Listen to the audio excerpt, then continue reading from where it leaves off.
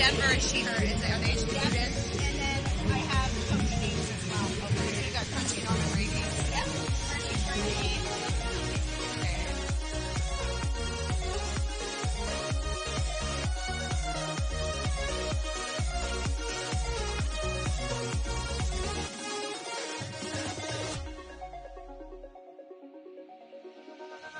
Nobody's ever gonna hold me down.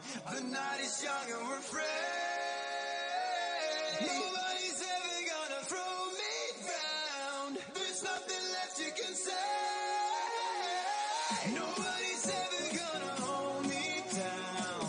The night is young and we're free. Nobody's ever gonna throw me down. There's nothing left you can say.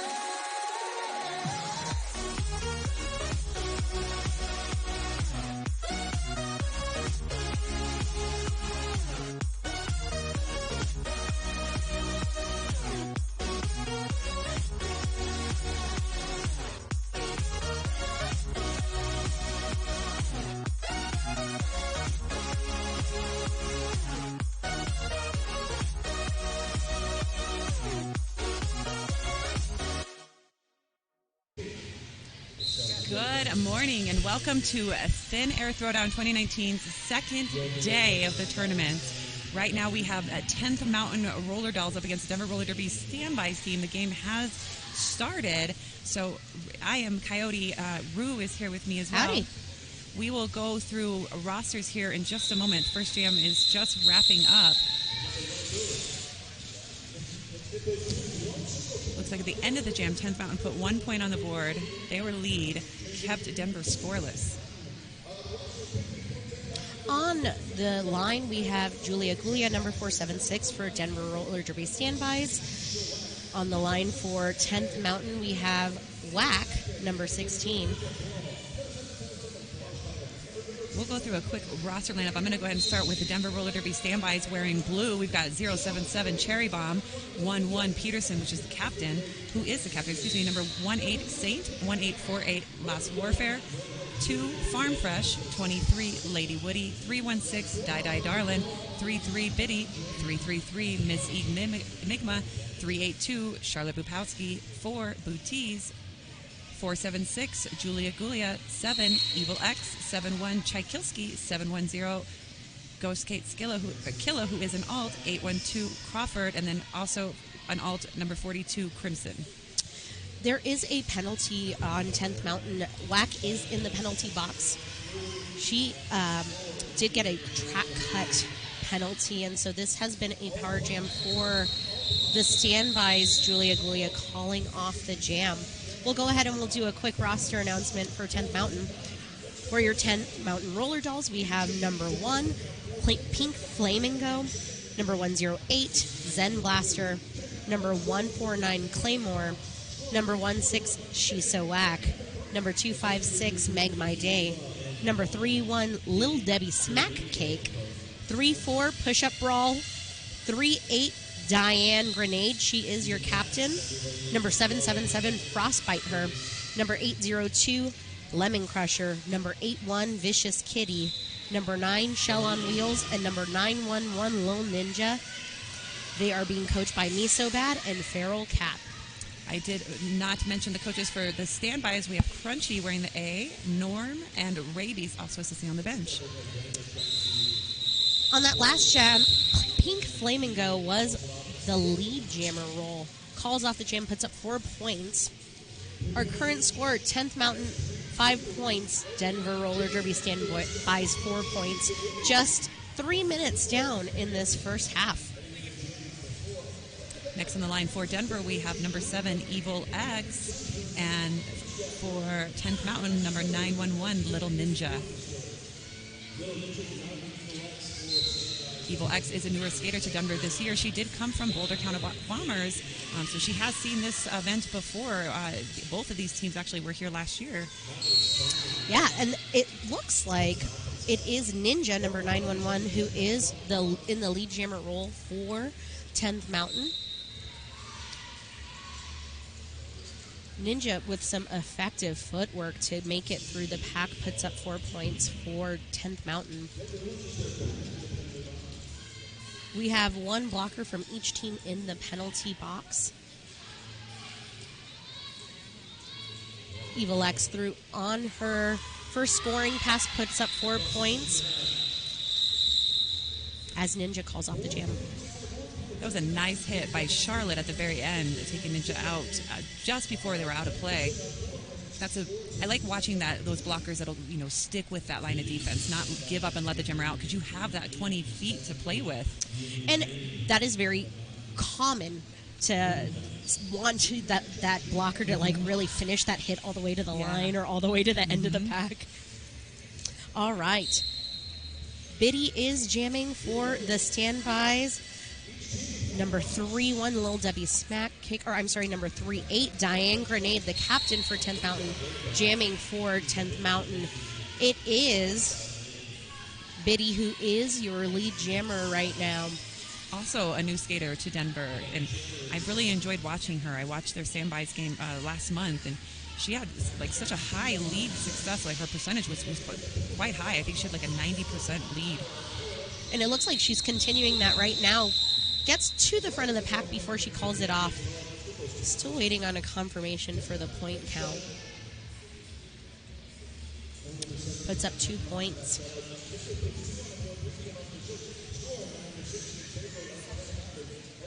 Number 333, Miss Enigma, is jamming for Denver.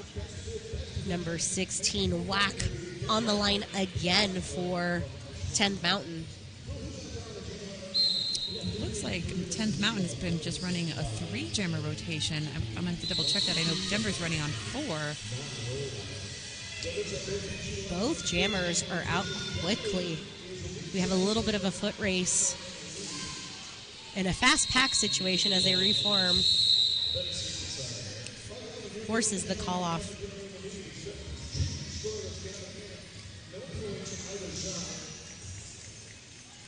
Your current score, 10th Mountain, 13 points. Denver Roller Derby, 10 points. Pink Flamingo on the line. For 10th Mountain, Julia Gulia jamming again for the standbys.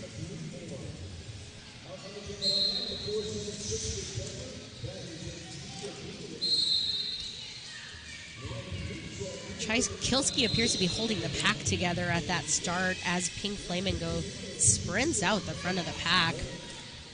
She demonstrated some great footwork. She really knows how to hold the line, and she just needs a little bit of space, and she's out very quickly. I mean, the legs on that jammer, if you watch her apex jumps look like a bunny hop, but for me it would be like a leaping sprint in the air. Yeah.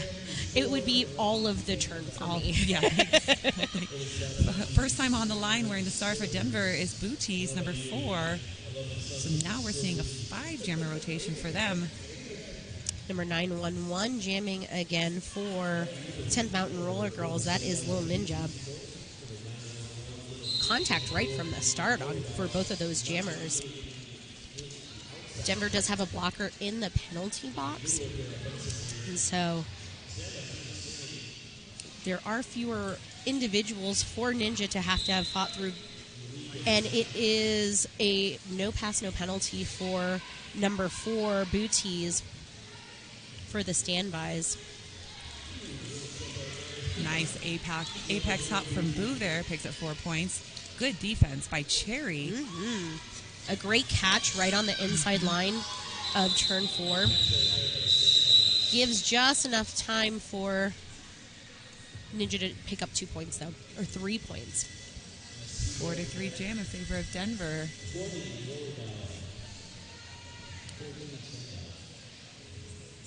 All right. Jamming is Diane Grenade for 10th Mountain. Evil X on the line again for Denver Roller Girls.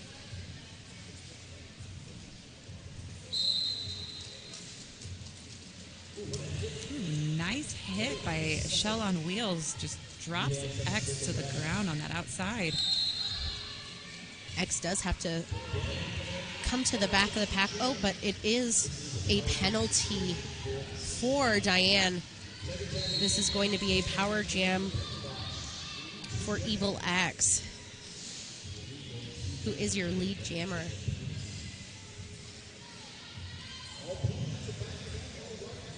Some great contact before she gets hit to the inside of the track. Both packs have full strength in the blocker positions. And that was very short-lived. The pivot is now in the penalty box for 10th Mountain. Evil Axe with a great transition to turn around and pick up 4 points for the standbys. She is so fun to watch. She is so comfortable on her skates. I mean, she does a lot of skate park, ramp skating, and she's just very fluid in her movements. Diane Grenade had served her penalty, did not make, she made her initial pass but did not re-engage the pack to be able to get a scoring pass, so that is a very positive jam for the standbys. They take their first lead of the game.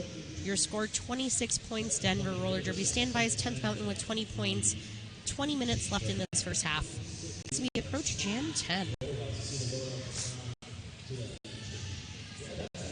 going to see Biddy again on the line.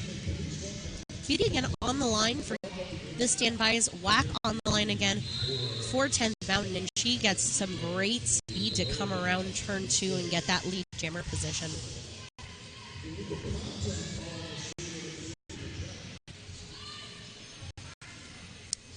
Both packs have a blocker in the penalty box, and both jammers are through on their initial pass. Has made a scoring pass, puts up 4 points for 10th Mountain. It looks like the 10th Mountain coach was running this a little bit long. I think maybe trying to kill some of that penalty time for... Try to clear the box, but... Yeah, get Lemon Crusher out. She is still in the penalty box, though. So pack advantage for Denver with Miss Enigma on the line for Denver and Pink for 10th Mountain Roller Dolls.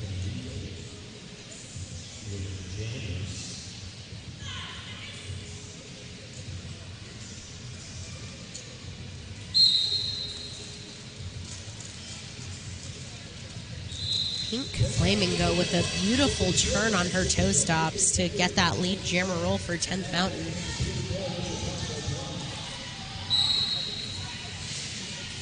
It is Miss Enigma through on their initial pass. Pink completing her first scoring pass. Looks like we had Lemon Crusher that returned to the track from serving her time in the penalty box, but now... That is number 256, Meg My Day. That is in the penalty box right now for 10th Mountain. Thank you. I was trying to see the numbers. I really like some of the skaters on 10th Mountain have those stickers. Oh, the tattoos. Yeah. They're the best. Yeah. Easy for a skater to not have it rub off with all of the sweat that naturally occurs during roller derby, but great for announcers and officials to be able to very clearly see who they're calling a penalty on. It is. Or calling a game for. Missy picks up a second scoring pass, 8 points on the board for that jam for Denver, 12 points for 10th Mountain. The score is 36-34. Very close game. There were 2 lead changes in that jam, so this is going to be really fun for the rest of the game because I have a feeling that this is going to stay pretty close. They've been very evenly matched as they have played previously. During their last game last year, it was 164-151. Wow, it's very close. So only a couple of points between the two teams. Little Ninja out with lead. It looks like Julia Gulia has a star in hand, looking for her offense or that pass.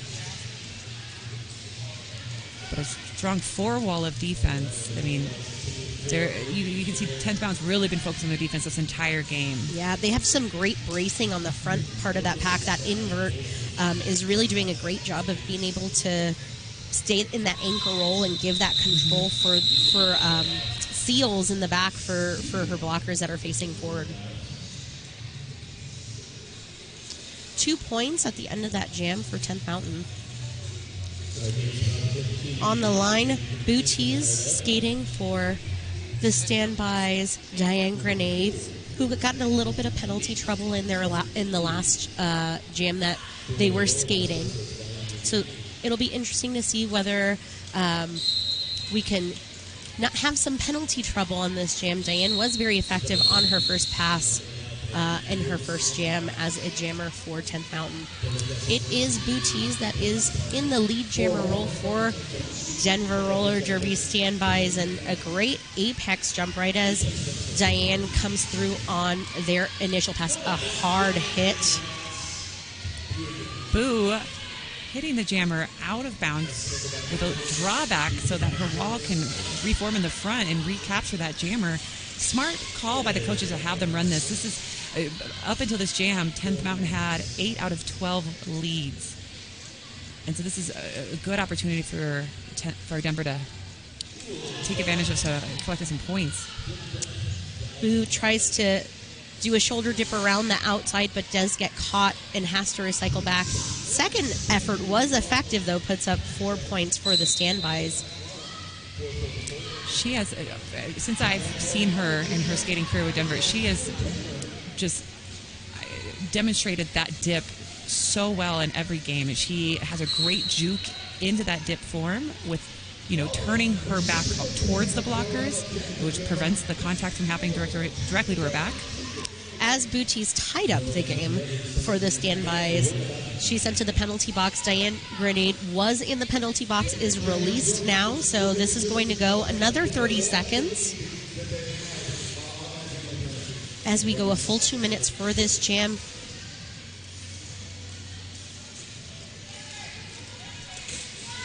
Diane has been very successful in staying, if she does get hit out of bounds, she's very quick to come back in.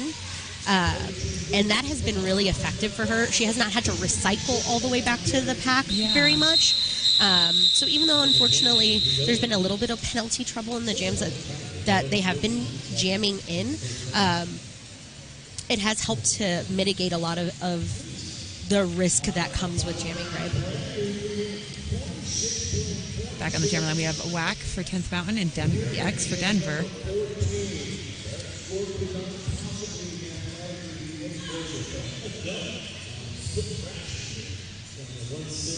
There is one blocker in the penalty box for 10th Mountain, Meg My Day.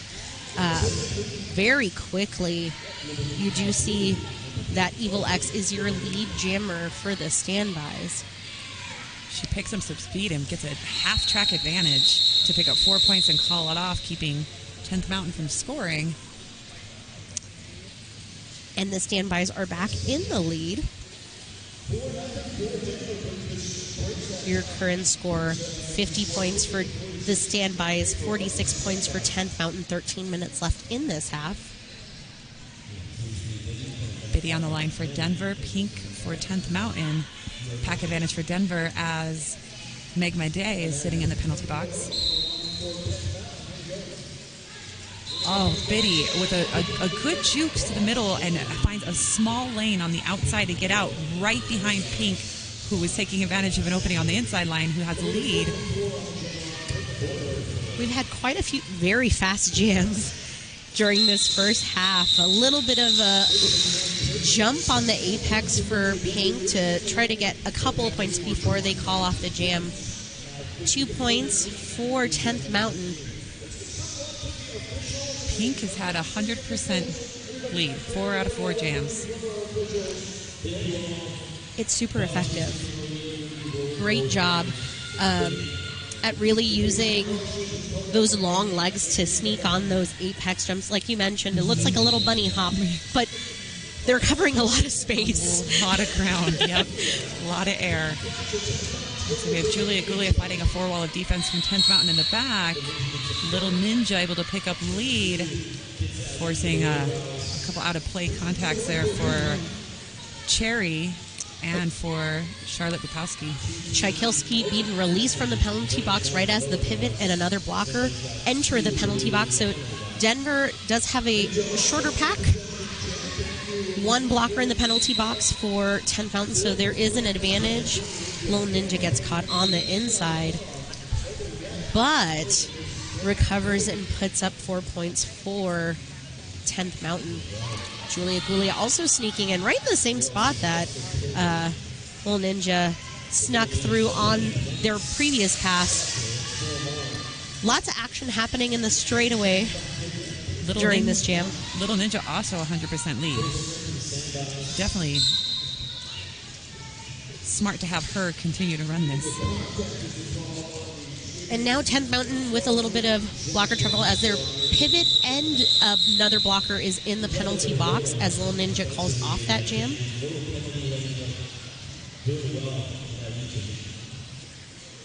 10th Mountain puts up 3 more points at the end of that jam.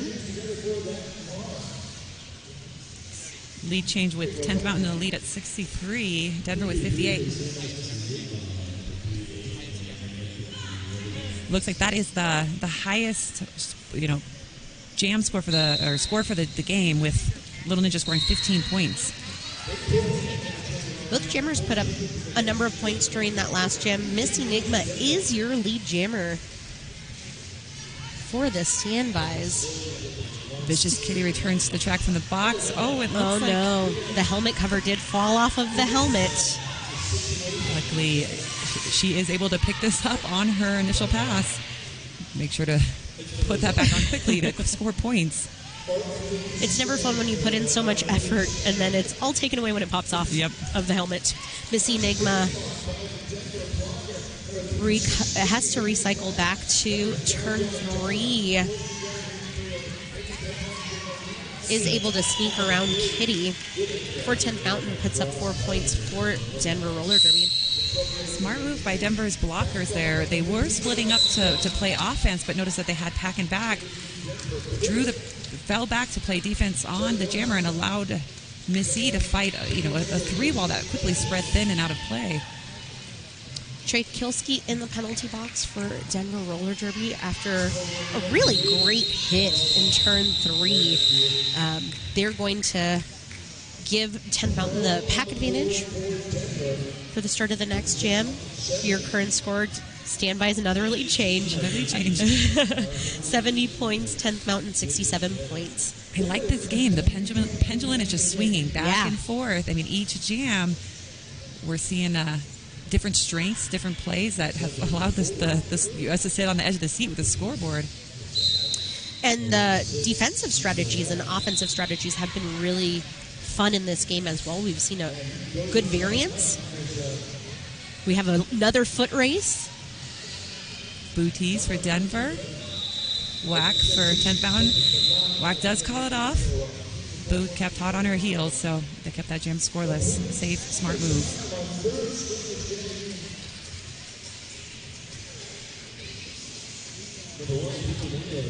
Biddy for Denver, Pink for 10th Mountain. This has been a repeat rematch we just saw a few jams ago. Both jammers excellent on the lines, both great with their jukes.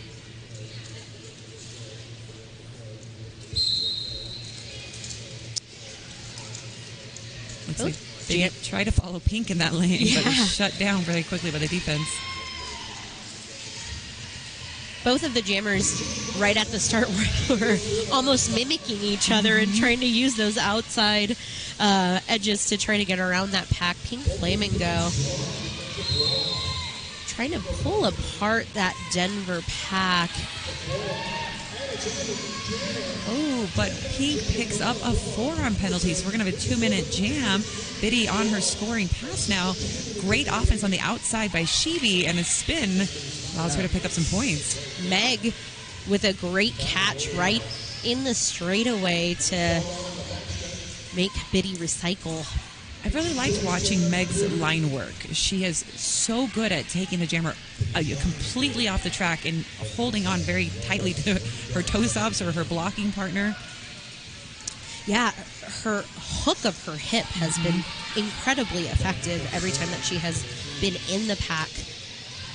There it is again. It appears that Meg is from northern Minnesota. She used to be an Iron Range maiden, so I'm sure she's making the North Star State very proud right now. Her and number 31, Little Debbie Smack Cakes, are definitely a strong defensive pair. They work very, very well together. They have had some great effective blocking when they have had shorter packs. It's always really nice when you are blocking and you know you have two blockers that don't need that additional help in those times of penalty trouble. It feels really good for a team when they're out there. Absolutely. Pink Flamingo re-engaging that Denver wall, but Meg with some great offense again and gets Pink Flamingo through. So it's like 16 points on the board for 10th Mountain.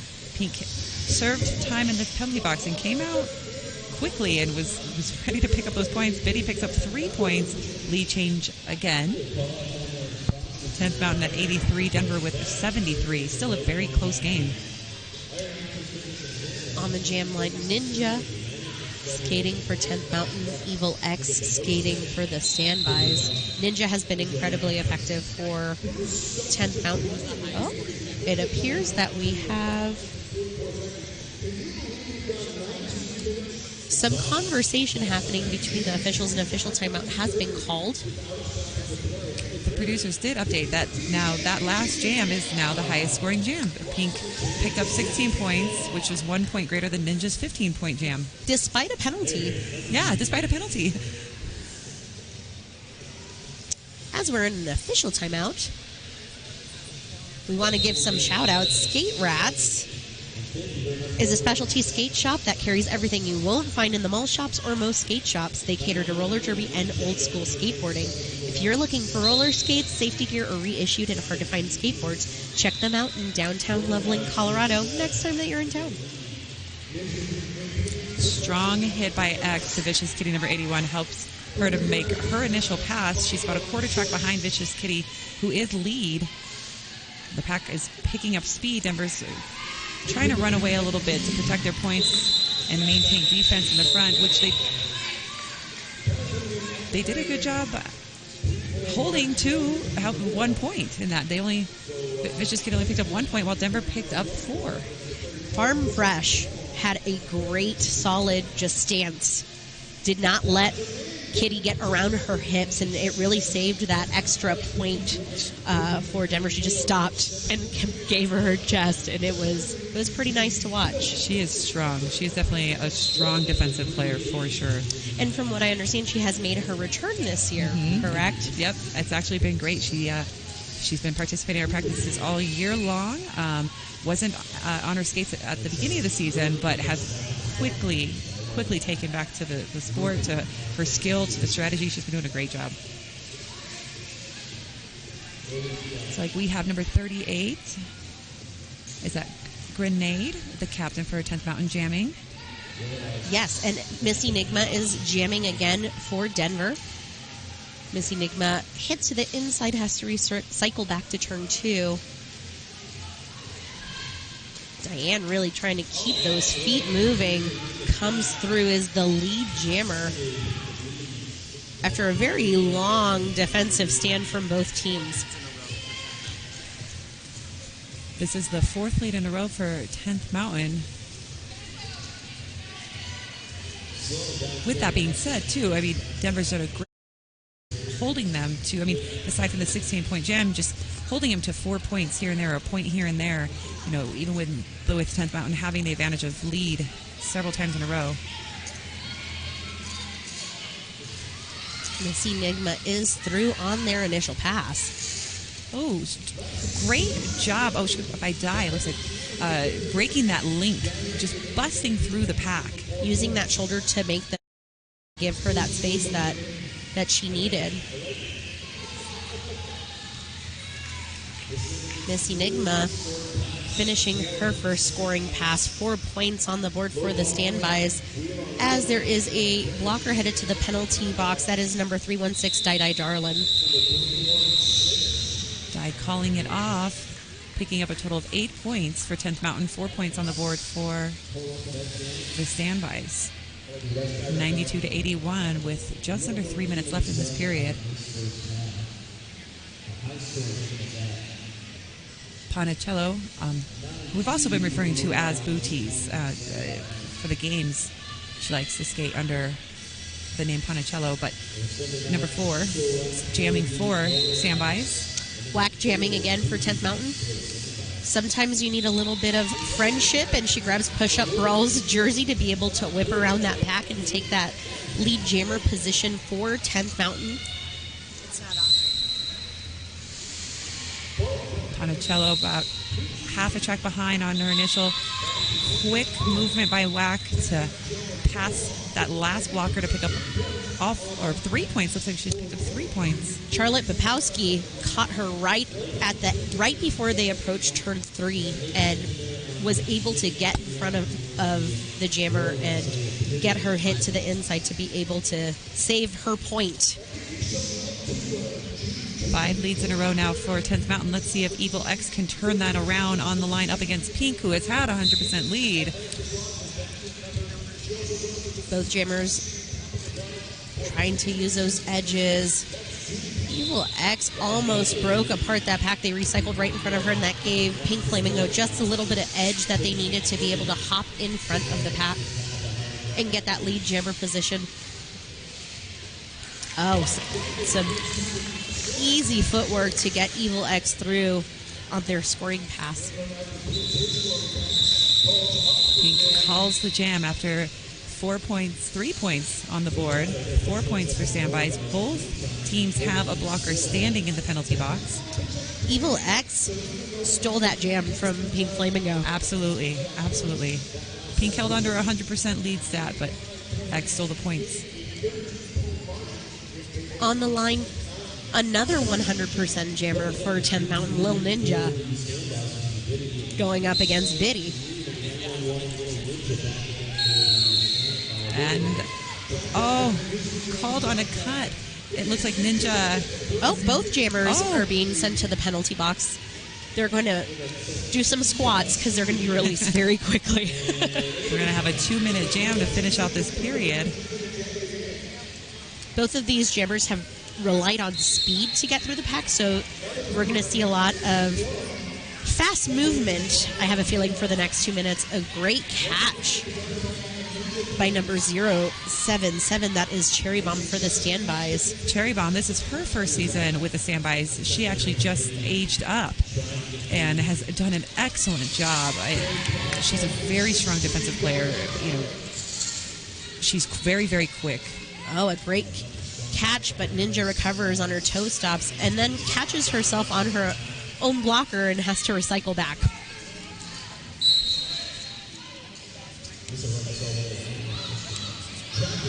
Looks like cut called a Biddy, puts her back in the penalty box.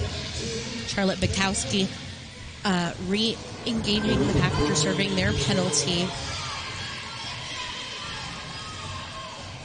Period clock has expired, but there's still over 30 seconds left in the jam, so Biddy will be released.